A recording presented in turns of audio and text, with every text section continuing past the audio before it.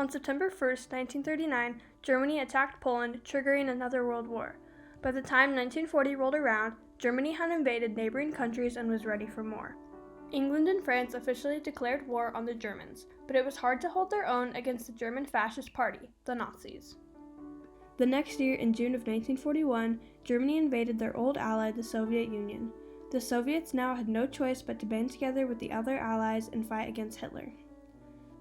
A few months later, in the United States, soldiers stood in Pearl Harbor on the island of Oahu, Hawaii, on December 7, 1941. They had no idea that Japan, an ally of Germany, was sending an arsenal of air attacks to destroy the U.S. fleet in the Pacific. The United States officially declared war on Germany and Japan, joining the Allied powers. Hitler knew the Allies were not a force to underestimate, so he built the Atlantic Wall, lining up troops and building bunkers and forts on the French coastline to ready them for an invasion.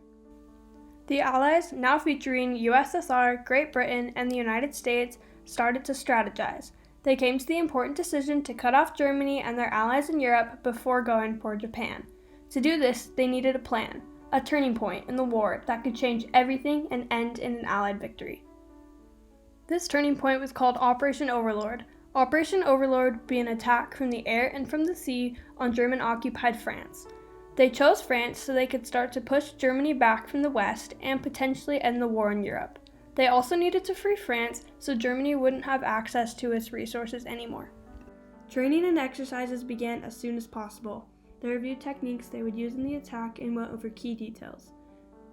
The new year of 1944 came and the urgency to launch Operation Overlord increased. The date was moved from May 1st to May 31st to allow more time for preparations. Many pieces went into the large jigsaw puzzle that was D-Day, and the leaders had to unscramble how they would do it all. March 1944 came, and Germany started to suspect they were guarding the wrong place in France. They were currently stationed in Calais, France, because that's where they thought the invasion would be. To throw them off, the Allies invented Operation Fortitude. Operation Fortitude would absolutely convince the Nazis that the invasion was happening in Calais, France, and certainly not Normandy. When German spy planes flew overhead of England, they saw what they believed to be the buildup of a huge army. But really it was a group of US artists and their clever, crafty work to create fake planes and tanks. By the time April of 1944 rolled around, plans for D-Day were almost complete. On April 7th, a key mastermind in D-Day presented the first plans for the landings to Winston Churchill. Only final details and finishing touches were left to prepare. But the Allies weren't going to make it. They had to push it off once again, so they studied moonlight levels and tide shifts, then decided on June 5th through the 7th or June 18th through the 20th as the day of the attack. Ultimately, they decided on June 5th as the day of all days and the D in D-Day. Bad news poured over the Allies as an Allied forecaster predicted treacherous and stormy weather for June 5th. Ships that had started the embark to Normandy were called back, set to sail once more the next day when the weather was sure to pass. However, the stormy weather was a blessing in disguise. German leaders decided the Allies would not attempt an invasion in any place with these kind of conditions. A few hours until the time of the invasion struck, but so did more lightning. Conditions were still rotten, but they believed it would be clear enough to keep June 6th as the day. The Germans still didn't suspect they would do it. Miraculously, conditions got a little better, and so did morale. The Allied leaders handed over the classified locations of the landings to the officers in charge. Operation Overlord was in full swing. Hours before U.S. troops left for France, Dwight Eisenhower, the U.S. General-in-Chief, visited the troops and gave his famous Order of the Day. Then they headed out. Just hours to June 6th, troops in the air and on the sea took off and headed for the target. The 5 beaches in Normandy, France: Utah, Sword, Juno, Omaha, and Gold Beach. The targeted hour arrived at last. At 6:30 a.m., the soldiers attacked the 5 beaches. U.S. airborne and beach landings arrived at Utah Beach. The arrival, however, scattered some of the troops, and by the end of the day, the 2 groups of soldiers had not yet linked up like they were supposed to. The objective of the landings on Utah was to hold coastal roads and force the Germans back. Then there was Omaha Beach. Omaha was riddled in casualties and resulted in the highest number of the 5. More U.S. soldiers fought on this beach, and they led the Allied forces onto the 5 beaches. U.S. ships started to fire on German defenses, and the Nazis were temporarily silenced. Then, amphibious tanks were dropped into the water, many sinking before they even reached shore, and resulted in fewer artillery for the soldiers to work with. The weather may have been good, but it wasn't perfect. Low clouds prevented bombs from being dropped sooner than later because the bombers didn't want to hit friendly forces. A high tide and a plentiful amount of enemy fire proved difficult for the troops to reach land. Slowly but surely, the Americans gained the upper hand and made their way onto the beach. U.S. troops started to get to the hills at the back of the beach. Many Germans surrender and fall back. Villages behind the cliffs are taken by the soldiers, giving them the upper hand. By the end of the day, the two U.S. forces hadn't met up, and German troops still controlled the beachhead. But the Americans weren't the only ones that were imbalanced. The German troops were going through confusion too. Juno Beach was next. Canadian forces attacked this beach, and it also ended in a high casualty number.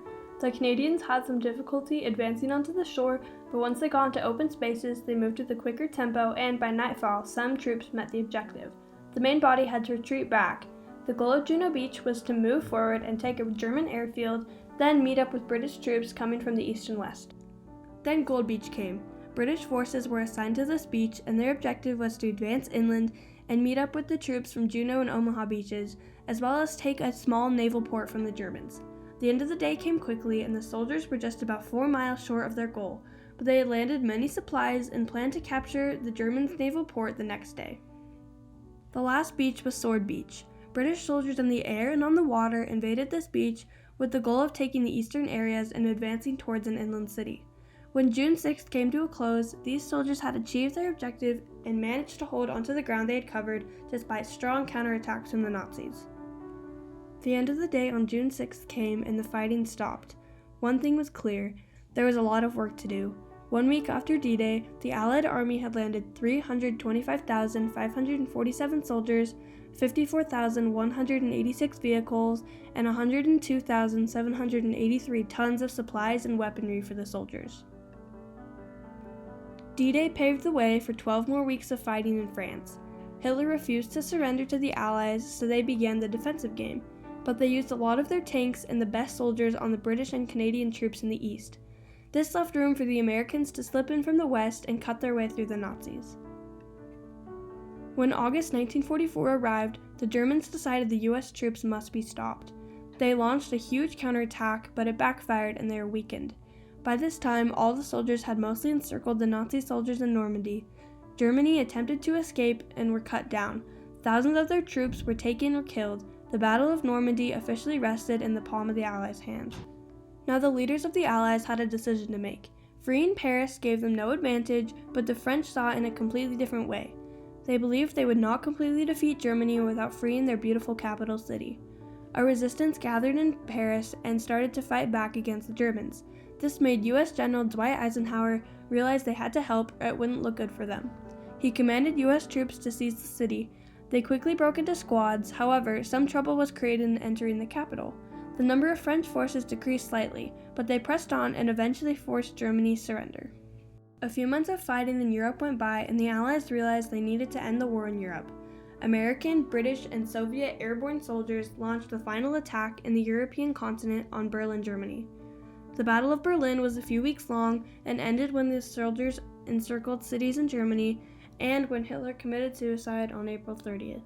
A few days later, on May 7th, the German leaders had no choice but to surrender.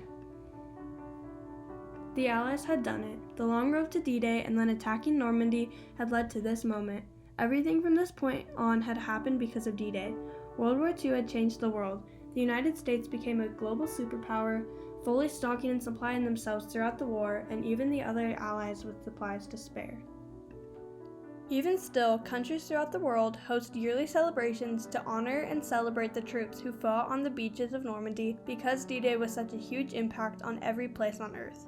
D-Day was a turning point because without it, the war would have ended very differently than it did. Our world would be completely different, with the Axis powers probably dominating most of the planet. So, in summary, we needed D-Day to even have the civilization on Earth we have now.